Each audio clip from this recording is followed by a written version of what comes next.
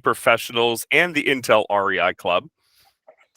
My name is Daniel Homland. Welcome to everybody that's here. Today we have a person who is living their ideal lifestyle. They're using real estate in order to, I'll let them talk about it quite a bit, but their slogan is fearless and free FI.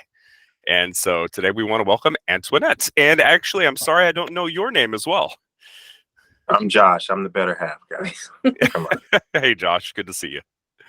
All right. With that, this is going to be a little bit different than the majority of our calls. There's going to be no presentation. This is just going to all be dialogue. And I will say that I am coming off this cold now that's been going on for 3 weeks. So I wouldn't mind if other people spoke up and presented their own questions as well. So first of all, Antwanette, let's just get into it. Where are you right now? We are on a cruise ship in Miami. We haven't left the port yet, but we're getting ready to head out on a 5-day cruise to Dominican Republic and the Bahamas. Very nice. And are you taking, vacation time completely during this time, or are you actually going to be working on your business while you're there? I'll probably still work on the business because I can't seem to stop. But it is vacation, and that's the beauty of a business that you own and control, being able to do it wherever. Okay. So if anybody would like to put questions in the chat for Antwanette, feel free to do that. I'll keep the chat window open. And let's just start with, what did you do before real estate? Okay. So before real estate, I was a corporate American professional. I worked for a Fortune 500 CPG company selling soda, PepsiCo, Gatorade. Those were a lot of the brands I worked with. I also worked at an Australian soda company called Bundaberg. So I was hired into Pepsi in their management training program with the intent to promote out every 2 years into different roles. And that was going quite well. But on about the third role, I was faced with a firing, but then a rehiring into another function of the business the same day. And it was that initial firing that made me be like, okay, I will never be in this position again where someone can make a decision and completely alter the course of my life and or career, and I have no control over it.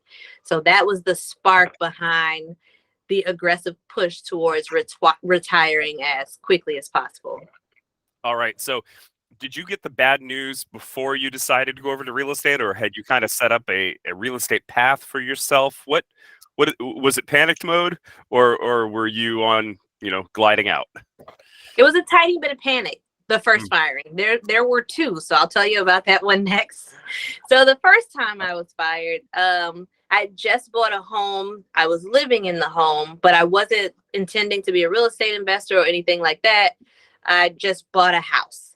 And so after that first firing, I spent that next year adding an apartment onto that house to be able to have like a hedge.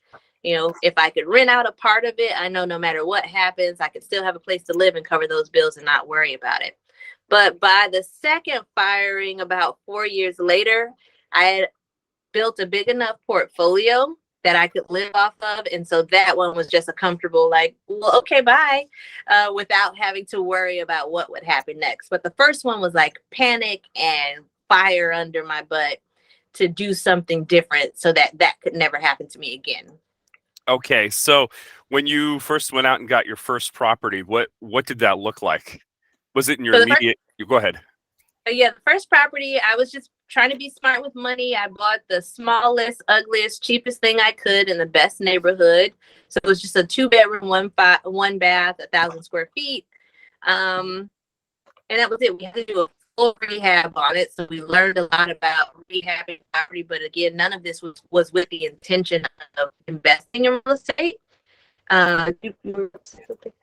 Yeah, none of that was with the intention of investing in real estate. It was just, this was a smart financial decision, own versus rent, and let's make sure I do it within me. So prior to purchasing, I have always followed strict financial guidelines, FIRE movement, which is financial independence, retire early. So I was always very tight with budget, with the intent to retire early. So that was all the underlying motivation.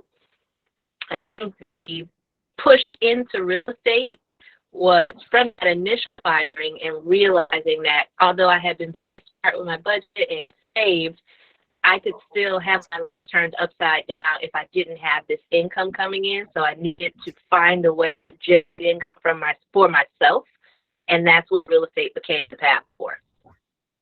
Hey, we're having a little trouble hearing you. Do you think you could try turning off your video for a little bit, and maybe that would make the audio a little better? Are other people hearing that too, or is it just me? Yeah, it's cutting out sometimes. Yeah, Okay. All right. And So here we have somebody who was in a corporate, position. She was working her way up in a Pepsi-Cola related business, and she was facing a firing. That seems like a similar story. I've heard that somewhere. So for all of you that are out there that might want to ask questions at this point, why don't you take yourselves off mute or put it in the chat? Let's hear what you have to say. What should I ask next here to her, or we could just continue going through her story? yes, so I'll take a moment if you don't mind so that Josh can kind of tell his version of what led him to this fire path.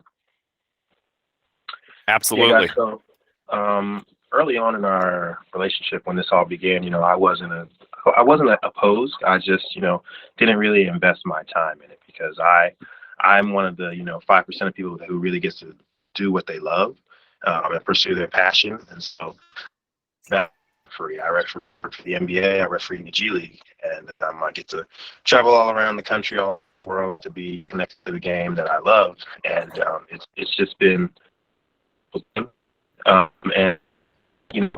when that comes, I can't tell you how many global. We might need you to take the video off because we're only getting part of what you're saying. Sorry about that. Is it better? I think so. Let's go for it. I'm sorry about that.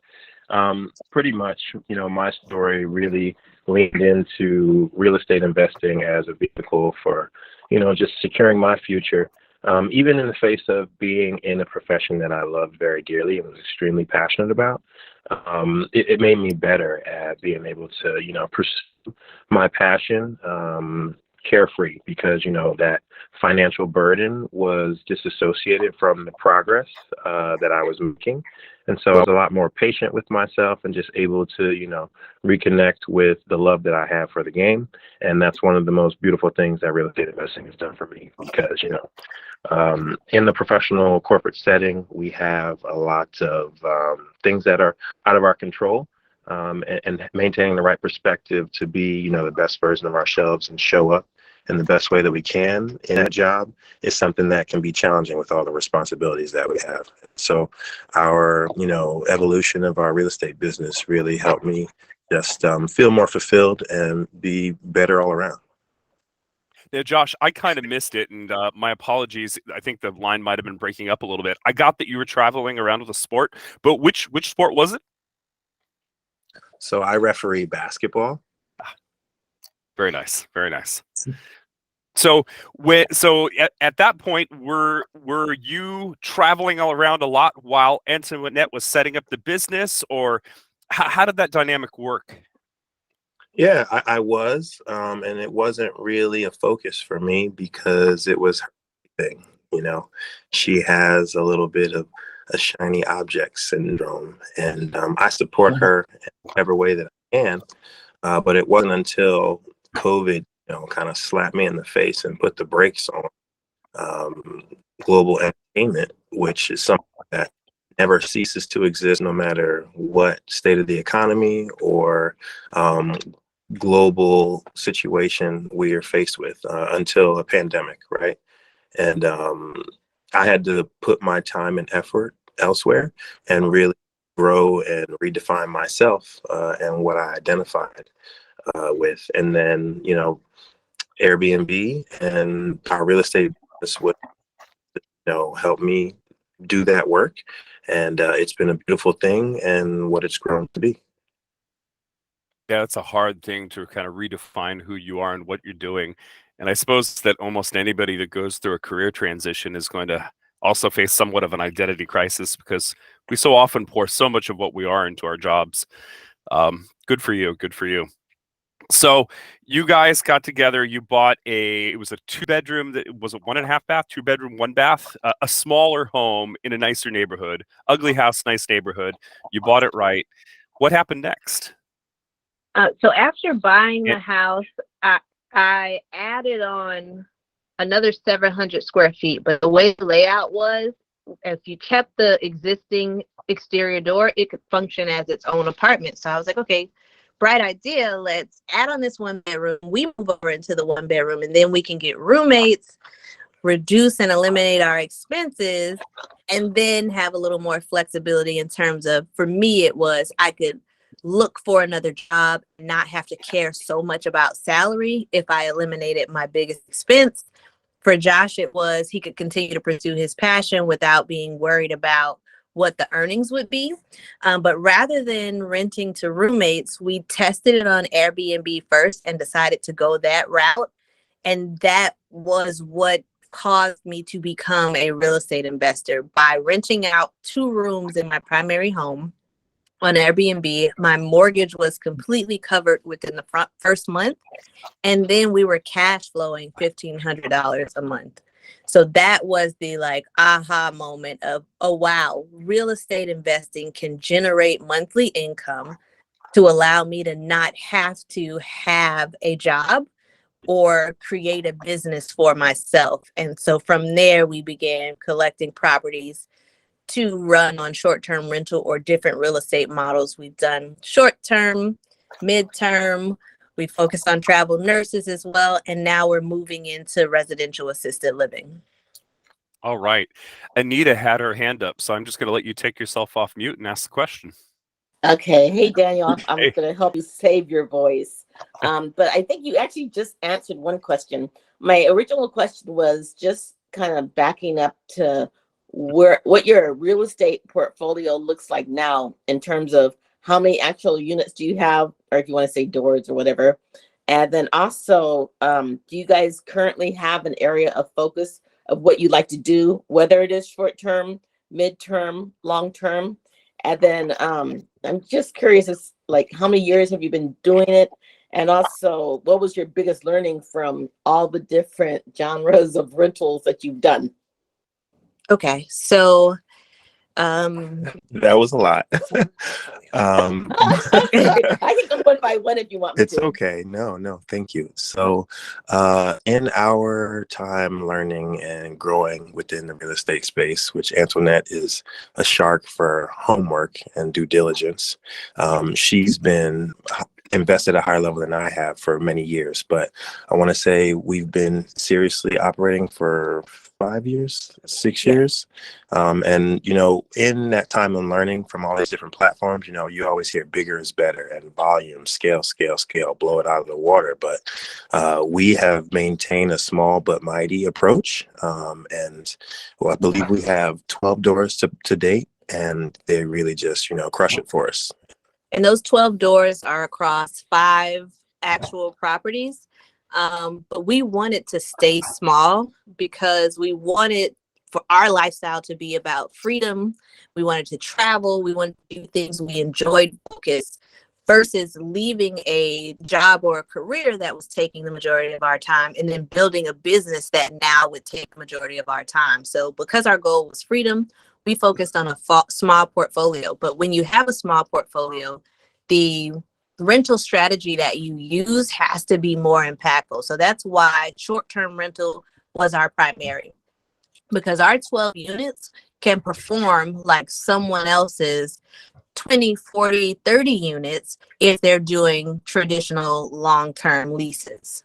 Yeah, and as far as the area that we focus on, we focus on our backyard.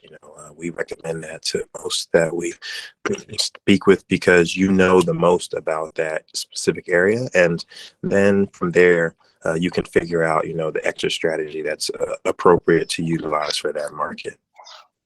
And did I hear you say you're in Florida? Yes, we're in Orlando, Florida. Okay. And one other thing to add, I know Antoinette mentioned we're moving into residential assisted living, and guys, that is a job. But the thing is, it's a job that we chose. It's a job that we see extreme opportunity in, given the connections and resources available to us, and we were able to be patient and make that pivot on our own time. And that's one of the things that the foundation of real estate investing has allowed us to, really be explorative of other business models that, we think we can add value in. Okay, and the last question was, what has been your biggest learning from one that may not have gone the way you want it to go? My biggest learning is that something is always going to happen or not go as planned. So the more tools or strategies you understand that you can pull as you need them, the more flexible you can be when things go wrong, that's the learning. Something's going to go wrong. Nothing will ever go exactly the way planned. So you just have to be prepared to handle what comes up. Yeah. And, with that being said, determining your risk tolerance, understanding who you are as a person, what your skill set is, and building a team of people around you that can, support you through those times. That's a big part of having continued success. Thank you. All right. Hey, so one question I'm always curious about with people that set up Airbnb businesses is, do you consider your houses places that you would go on vacation? And do you do that? Do you do a little circuit around your house and, stay a couple days here, a couple days there? Or are they... I wish you could see her face right now. I'm sorry, but she just made the most crazy face because, of course, we want to stay in the product that we provide to our guests, and them having an exceptional experience is of paramount importance to us. So, and a part of the way two of our Airbnb units started, we lived there first. So the home was designed and decorated with love and for our enjoyment. And so that's our furnishing style. I'm going to set up the Airbnb as if I were going to live there. I'm not ordering anything from Wayfair or Amazon and putting together boxed furniture. I'm going to furnish that home as if I were going to be there. And only when it's feels like home for me will it be something that I would offer to somebody else. That's great. That's great. Okay, so you bought your first house. You started renting it out. Did I hear you say you were making $1,500 a month or so cash flow on it? Yes. How did you parlay that into the second house? So, actually, I'm sorry. I've got two people with their hands up. Okay. Let's go to Manjunatha. Yes, Daniel, thank you. You were saying that the short-term rental was your best bet. It looks like when compared to long-term rental. So can you throw some more? Can you highlight what differences you saw and how the short-term rental would play more on the cash flow compared to long-term? Yes. So let's just do a basic example. For a 2-bedroom, 1-bath in Orlando at the time that we started, we may have been able to rent that property out for $1,650 a month. However, the nightly rate on short-term rental for that size property was about $100 a month. So now my earning potential in a month is $3,000 versus the $1,650 that I would get on a 12-month lease. And even if you aren't booked all 30 days, you just have to be booked enough to exceed that $1,650. The second benefit is much less wear and tear. At the end of a 12-month lease, you're probably going in to paint, put in new flooring if you have to, depending on the type of tenant you have. After a reservation that's short term, you usually walk in and it looks like no one has been there because depending on the city that you're in, probably coming for something else that's happening in the city. So they're out of the house most of the time and only coming there to sleep. So it's far less wear and tear rather than having to freshen up a place at the end of every yearly lease. Every 3 years, we go through and freshen up and do paint or things like that. So the earning potential is higher and the wear and tear is lower. Yeah, that last part is huge, guys. Our long-term rentals are a big pain in the butt, because while our name might be on the mortgage and we may be held responsible by the bank, the day they sign that contract to move in there, that's their home, and they're going to do with their home as they see fit oftentimes, whether you like it or not sometimes. And so the short-term space has been a significantly lesser headache. And there's a lot of different tools and resources you can use to help mitigate the hands-on nature of the business to, make it a very, very semi-passive endeavor as opposed to an extreme active. Before we go to Glenn, I wanted to ask you, what do you pay your cleaners on a turnover? That's great. So for our 1 bedroom, it's $100. We have a studio that's $75. Then we got the 2 bed that's $125, and the 3 bed is $150. Okay. Yeah. Great. Glenn, you want to take yourself off mute? And just to add, like when you say what we pay our cleaners, we have a cleaning fee on our listing. So that is a cost that's actually being covered by the person booking the reservation. Right. Hey, thanks. I thinking about the size of your portfolio and goals of freedom. I was wondering, you probably have some sort of occupancy goals relative to the size of the portfolio, so that you are, Can you hear me, or am I breaking? Yes, Yeah, go ahead. continue. I'm sorry. Oh, okay. Yeah, so just kind of wondering, what you typically see. Is that part of how you set up the number of units and so forth to be able to make sure you've got a consistent income stream? And if so, what are you thinking is your occupancy needs in order to do that? Thanks. So, Glenn, with our freedom objective, it is freedom from numbers and analysis. And really, there is no like goal or plan of do we have to hit these occupancy targets or meet this number of reservations.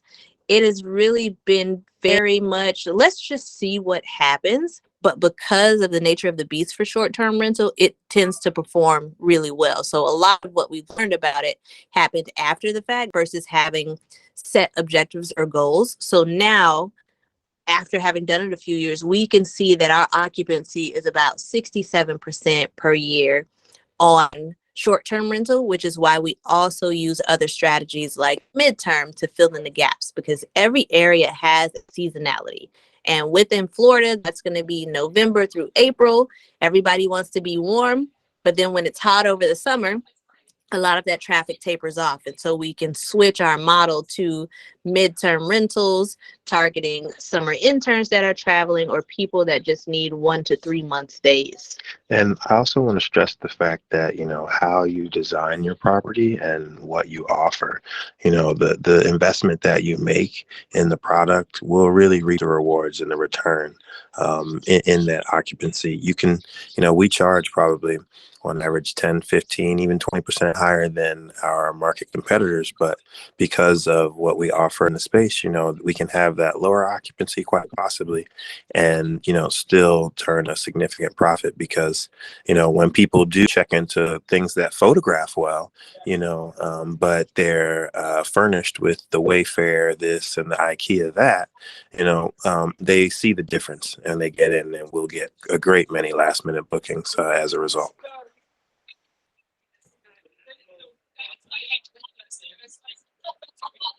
All right. What have been some of the biggest headaches that you guys have experienced? And I still want to get back to how did you go from your second to your third to your fourth? How do you build that up?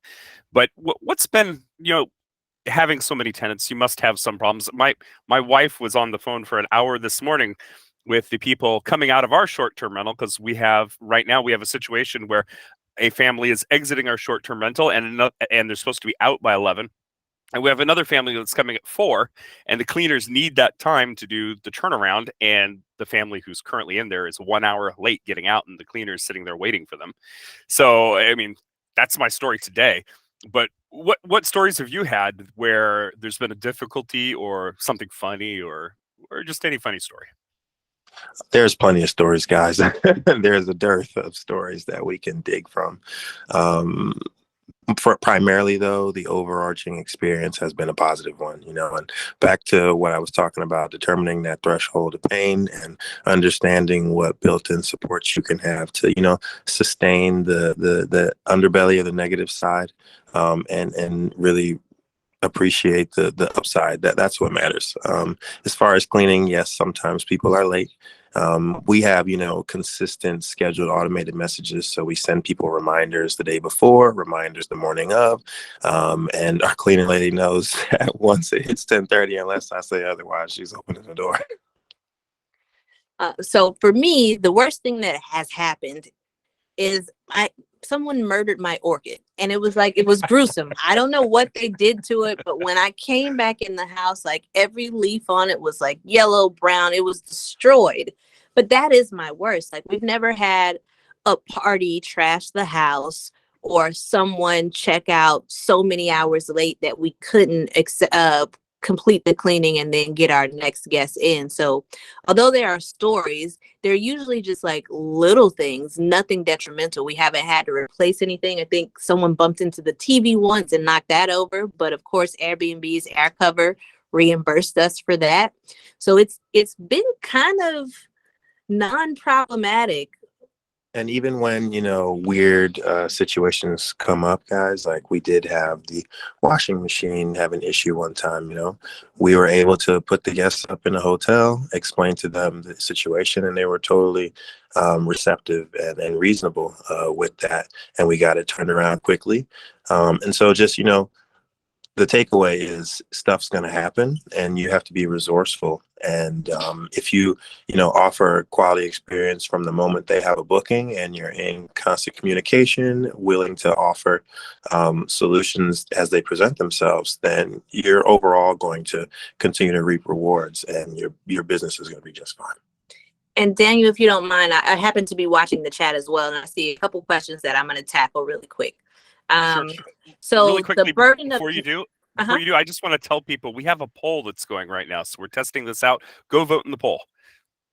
Okay. So the first question I saw from Alan was, how do we make management of short-term rentals less of a burden? Automation. Yeah, that's a big part. So when I stepped into the business, prior to, Antwanette was running around like a chicken with her head cut off. And I was like, honey, there's so many smart solutions to, handling the check-in process, managing a calendar, setting your rental rates to be competitive with the seasonality and the ongoing itinerary changes of local events. So some apps that we use, right, there's Guesty for hosts, which is awesome, or that's something that has, payment receival with the online website that they build for your page, so that way you can have direct marketing.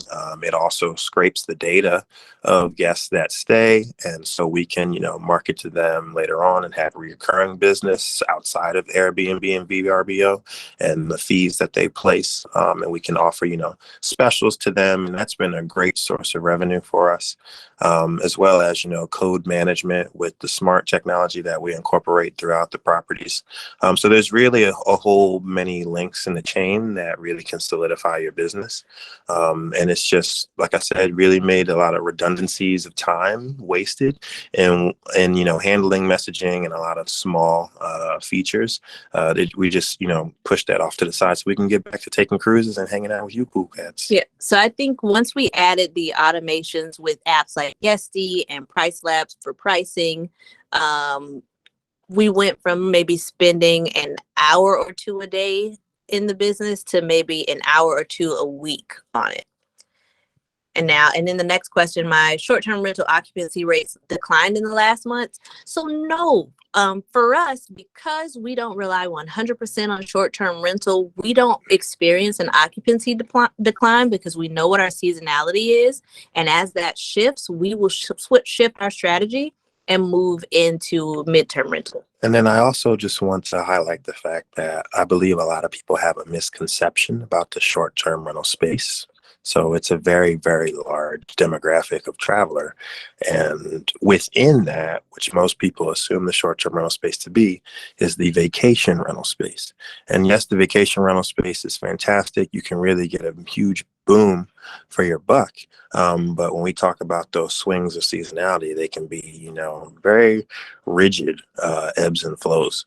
And so because we focus on residential communities, grandma's always breaking her hip, unfortunately. And, little niece Shelly is always graduating from school. And, my sister Mary is always getting married, and on and on and on. A lot of these everyday situations are occurring in, communities in your backyard. And, we're there to step in and fill the void and service their needs. And it's been really awesome for us. With the pandemic occurring, and pre-pandemic and post-pandemic. Okay. So on average, our guests might stay like 3 nights. That's another question in the chat. And then for midterm rentals, we primarily market on furnishfinders.com. We target travel nurses. There are a ton of hospitals in our area. So that one site alone has kept our midterm rental business working. What was the name of that site again? Furnished Finders. Furnished Finders. And before we take any more questions from the chat, I want to go to Eugenio, who's had his hand up for a while. Sure. Thanks for sharing with us. So I guess the first question is more so about couple dynamics, right? How do you as a couple get together and make decisions, stuff like that? And the second one is, do you guys pay a premium purchase price since you have higher than normal gross rents? The silence on couple dynamics. I'm going to answer the second question first. We don't negotiate. We don't barter. We don't try to, get people off their number. And yes, in today's market with interest rates, the buyer pool has shrunk dramatically, and cash offers are having more success. But honestly, given the fact that we know the return that we can get in the areas we're invested, if the numbers, we don't have to get it all. We don't have to squeeze all the juice out of the lemon. We can win, and we can do good, and they can do good.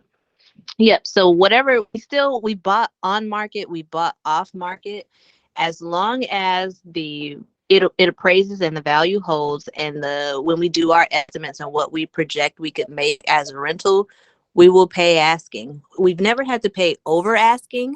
We also haven't had to purchase in the last year. I think we purchased one in the last year. It was off market. The owner wanted 400. We ran the numbers and said, okay, right? Like, we don't negotiate. If it works, we'll pay what you're asking for. And when we run those numbers, guys, worst case scenario, we're using long-term rents. And I'm going to give you another resource you can use to tap into the rental data in your area. And that's going to be rentometer.com. It's a fantastic tool that breaks out, newer versus slightly older versus very old properties, so you can categorize the rest that each of those property types are commanding.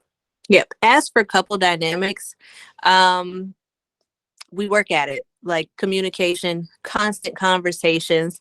I have been fortunate to have a partner that would always say yes to an idea I had. It would be a lot harder if Josh was I don't think this is a good idea, or if he was more afraid of taking certain risk.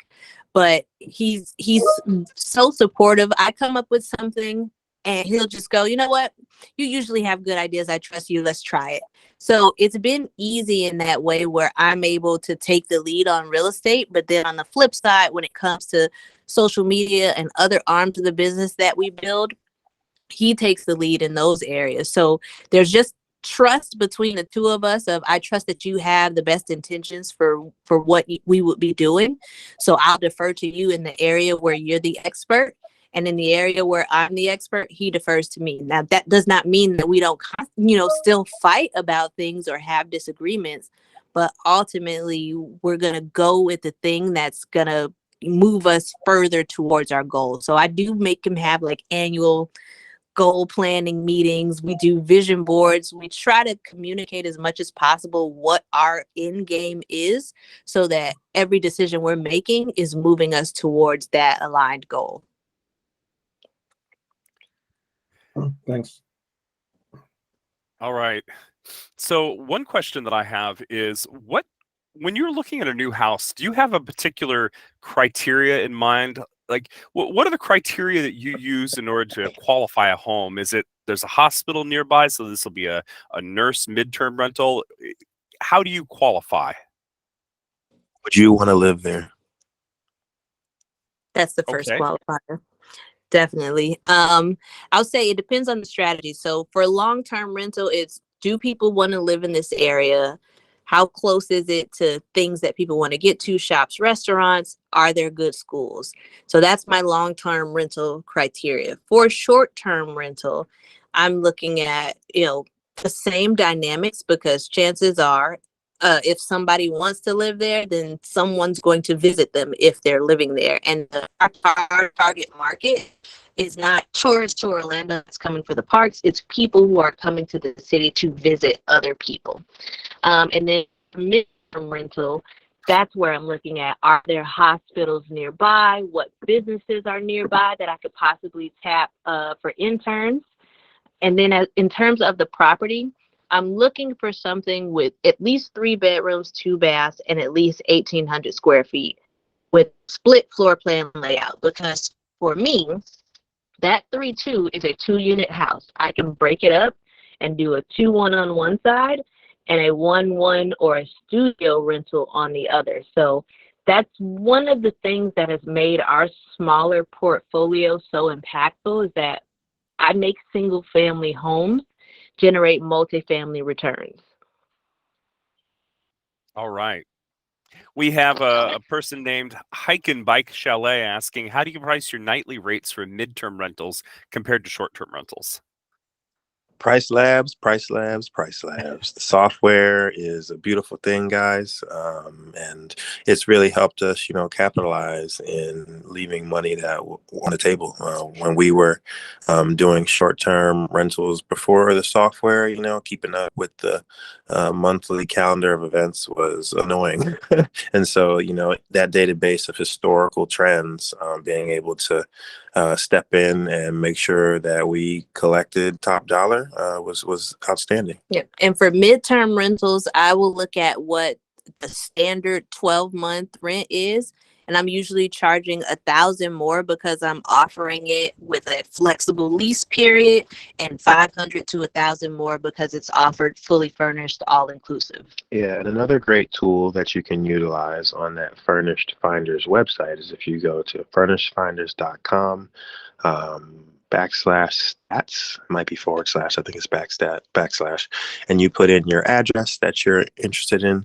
You can change the radius from within 5 miles, 10 miles, what have you, of that zip code, and it will give you a breakout of all the current offerings and the price ratio by percentage of what people are paying for those spaces. Right. And then there's also airdna.co and mashvisor.com that you can use to get short-term rental prices. Same setup. You put the address of the property in and it spits out estimated nightly rate as well as estimated occupancy. But you take those numbers with a grain of salt, like all of that online data, just like Zillow, may not be 100% accurate, but it'll at least get you in the ballpark. All right. In terms of any problems, so you mentioned insurance once. Actually, let me see. Have we hit all the questions here? Travel nurses have been a good source of rental volume. Yes. Does the speaker measure market saturation? That's a good question.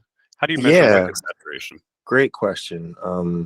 So market saturation and Airbnb and bust or whatever, all these, terms that are really buzzwords right now.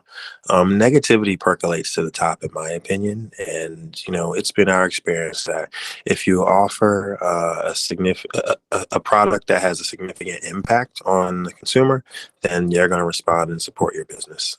As far as markets like, say, Kissimmee, that Disney area out there in Osceola County, it is certainly overly saturated, but you can still command your take if you theme your property accordingly.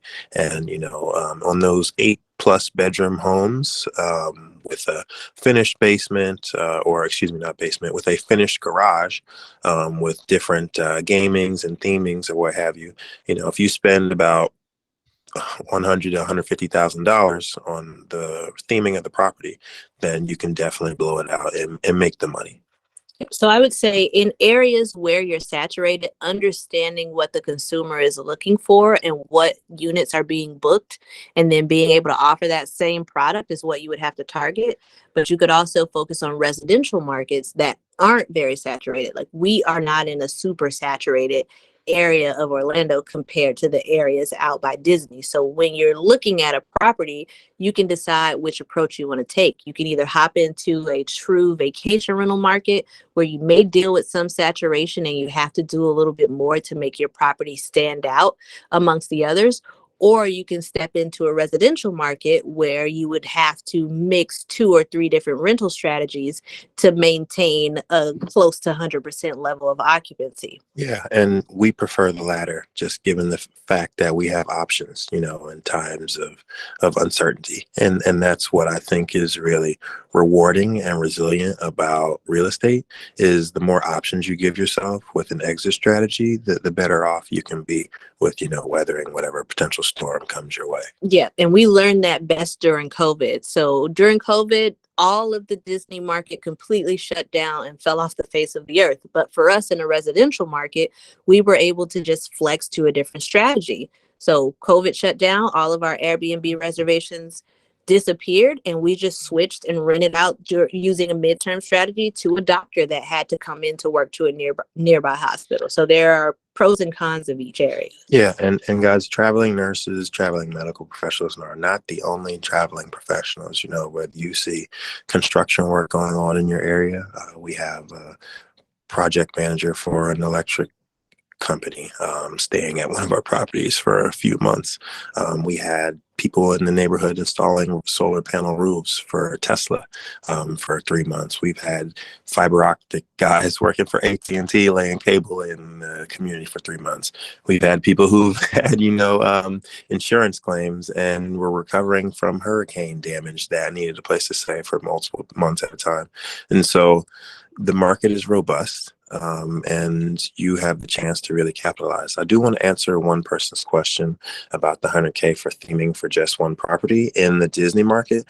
Keep in mind that that's just for theming. That's not for the rehab and update of the property if, the carpet's bad or the floors need to be redone and the roof and on and on. So that $100K is on top of whatever rehab budget you have. We got to dive into that a little bit. What do you do that takes $100K for theming? They will fully deck it out. Like, when you step onto the second floor of those homes, it's like you're walking into like a Disney theme park. So each room will have its own character theme. They'll have Transformers built into the walls and hanging out. The entire garage is converted into a game room. Like, it is a full on, like you're stepping into a page of a comic or whatever that cartoon is. And is this a company that is it Disney that comes out and does this? No, Disney does not have a direct relationship, but we do with some former cast members. And so they're really turning a profit on the higher end finishes, and it stands out in times of uncertainty. All right. Eugenia is asking, where do you find your furniture, especially on a smaller budget? So the first 2 units, it was our furniture because we live there. So we have a habit of moving quite frequently. We furnish the house fully, and then when we move, we just leave it all behind. So I know that it feels like home. Outside of that, I do a lot of Facebook Marketplace. I don't think I've ever purchased furniture from a furniture store to set up an Airbnb. So, and getting it from Facebook Marketplace, I can get better, more high-end items that I wouldn't want to spend or pay the cost of buying it from the store, but it's still in great condition, secondhand. So quite honestly, Facebook Marketplace is where all the furniture comes from if it's not our own furniture. Yeah, I can relate to that. I'm actually expecting somebody to come up and pick up a small kitchen table for $60. They'll be by our house soon. So it's a great place to find furniture and to get rid of furniture if you don't need it. Anita is asking, for depreciation on taxes, do you take advantage of cost segregation studies? I have not done a cost segregation study yet. So I'm just getting my standard depreciation on the properties, all of the expenses in terms of maintenance, furniture, all of that stuff. My accountant is tracking through QuickBooks, but I have not done a cost seg study yet. So I suppose that, and I'll just share a little bit about cost seg studies here. It really depends on if your current depreciation, if your straight line depreciation is canceling out all your taxes for your real estate business, then there's not really a big reason to accelerate your depreciation. Correct. And that's the right. situation we've been in. We have not paid taxes since we started this business. Now, for somebody like most of us on this call who are employees at Intel or other W-2 workers, for instance, I'll just share that the Airbnb that my wife and I bought in Idaho, we paid $675,000 for it. We got a cost segregation study done on it, which gave us an immediate deduction of $155,000.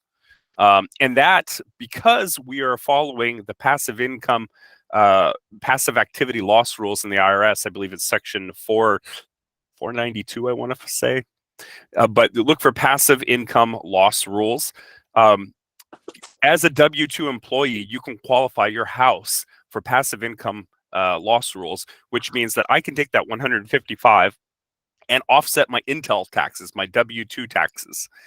So for employees, it makes a lot of sense to do a cost segregation study. For a real estate professional, it may or may not. Yeah. So Daniel, sorry, I'm sorry. Isn't that only because one of you is actively managing, like one of you qualifies as a real estate professional? Nope.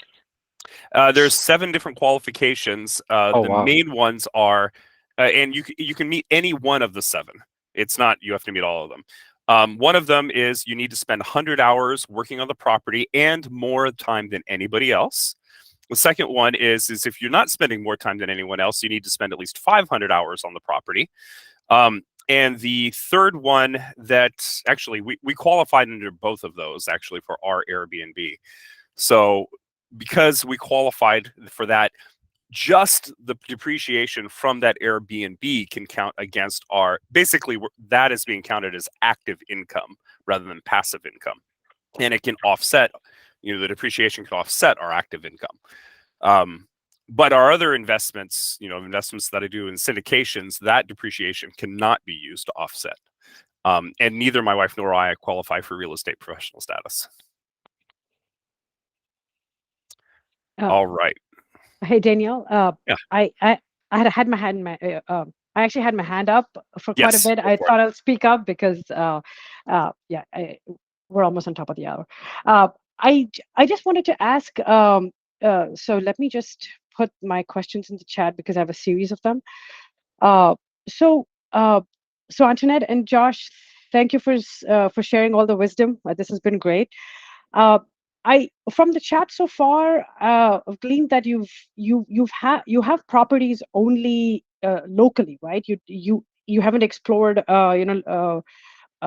looking at properties outside of your state. So all of our properties are in our state. The majority of them are in Orlando where we live. And then there's one in Miami, Florida, where I'm from. Okay. So for me, the unfair advantage was just operating in a market that I knew everything about. Right.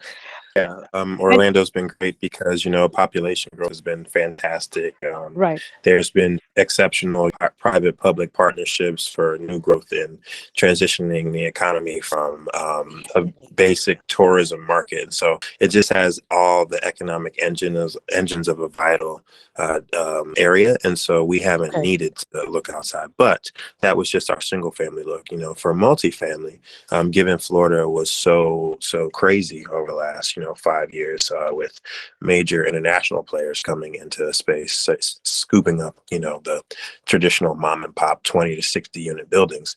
We had to step outside into different states like North Carolina and Texas and Georgia. So that's where we focused on multifamily search. Oh, great. So, it's not a problem to maintain to do property management from a different state. Then you just hire property managers in the other states and they just carry it on for you. Is that how it works? Absolutely. We would build a team in the other state. So it would start with the realtor that we're working with in that state, property manager. If we're doing short-term rental, then you also need a cleaning crew there. So we call that boots on the ground. Okay. Another All right. piece to that, to just add in the short-term space, property manager typically is going to charge you about 20, maybe even 30% of revenue. But there's ways you can piecemeal the needed support staff together to reduce that need on a manager. Basically, you can have like a co-host or someone who just has limited responsibilities for like evening maintenance, and then there's other ways that you can reduce that expense. Right. Okay. So on my second question, then I was faced with this same dilemma when I was talking to my bank, to give me a loan to buy a second home. If it's your second home, it's going to be more expensive if the plan is to rent it out long term. But if it's a vacation home, it's like the interest rates on the loan are cheaper. So how do you guys actually buy up all these properties in a line? I mean, is it as vacation homes or is it as homes itself? So the first purchase was our primary home, and then the second purchase was a second home. If I had at that time attempted to buy it as an investment property, it would have cost me more in terms of interest than it did purchasing it as a second home. But after that, we started purchasing cash. So with the two properties we had, there was enough equity in the properties that we were able to do a HELOC or cash out refis to build up our cash basis, and then purchase cash and refi into long-term loan. Understood. Okay, so that makes sense then. All right. Okay. Thank you for sharing that. And the last question I had is, any comments on? I mean, I know diversifying your investments is great, but any comments on how you guys feel about stocks versus real estate? Which one's a better deal? Well, so for me, I was contributing to my 401k I can't get it out diligently since my very first paycheck, and it was barely growing. I was able to quadruple nearly my net worth by investing in real estate. So for me, I'm team real estate 100%. Like if I focused on maxing out my 401k and building out my stock portfolio, there is no way I would have hit millionaire status or have the net worth that I have in the 4-year time frame that I was able to achieve that by purchasing stocks alone. And I would say, whatever floats your boat, honestly, just do something. I hate to, straddle the fence here, but, in my experience, real estate gives us more levers to pull to cash in. Whereas with stocks, typically stock pickers, don't beat the market and you lose more money than you make. And, if you're investing in index funds, that's phenomenal because you're going to typically outperform, but your time horizon is what matters. And so given the uncertainty of geopolitical events, of, market dynamics, that those were too many factors, too many, black swan possibilities that I can't account for, and I wanted to shrink that delta. And so real estate investing just gave us a little more ability to pivot comfortably and control, And control. Yes. So there's no 2008 or 2009 again. All right. Understood, guys. Yeah. Thank you again. Absolutely. Thank you. All right. We only have 3 minutes left. Antwanette and Josh, can you tell us how to get in contact with you? Yes, you can reach us on Instagram. We are Fearless and Free FI on Instagram. That's also the same on Facebook and LinkedIn, but we're primarily on Instagram. And you can also reach us at fearlessandfreefi@gmail.com. And that's also our website name, fearlessandfreefi.com. All right, everybody, can you take yourselves off of mute and thank Antwanette and Josh for coming and sharing with us today? Thank you. Thank you. Thanks a lot. Thank you. Thank you. Thank you. Have a good guys. trip. Thank you. Bye. Thank you so much for having us. Thank you. It was a pleasure. Thank you. All right. And we'll see you all again next week at the same time, Friday at noon. Have a wonderful weekend. Thank you, Daniel. Bye. Thanks, Daniel. How do I hang up?